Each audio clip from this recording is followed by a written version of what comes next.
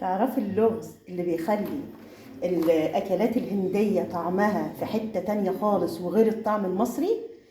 بهارات الجرام مصالة. بهارات الجرام مصالة هي بهارات هندية على قد كل شيف وعلى قد كل طباخ وعلى قد القبائل.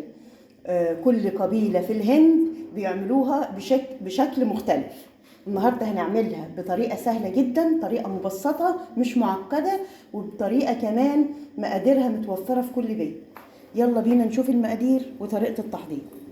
اول حاجة في البهارات الجرام مصالة زي ما انتم شايفين حبايب قلبي.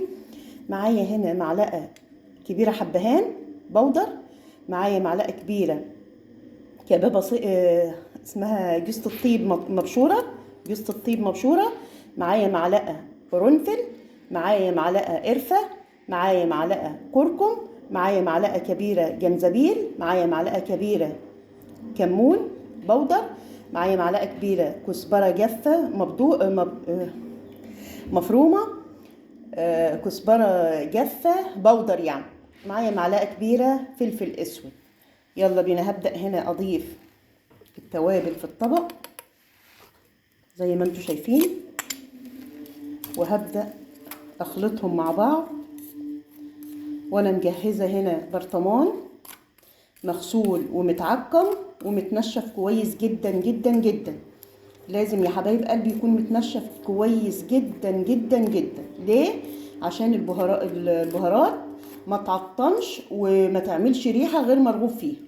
واضح كده؟ زي ما انتم شايفين ما شاء الله تبارك الله، ريحة تحفة يا جماعة. دي بهارات الجرام مصالة، وزي ما قلت لكم بتختلف على كل قبيلة. يعني كل قبيلة بتعملها بطريقة مختلفة، وكل شيف برضو بيعملها بطريقة مختلفة، وكل طباخ بيستعملها برضو بطريقة مختلفة. اهي هنجيب البرطمان زي ما انتم شايفين متعقم وناشف جدا، والغطا بتاعه برضو متنشف جدا. هبدأ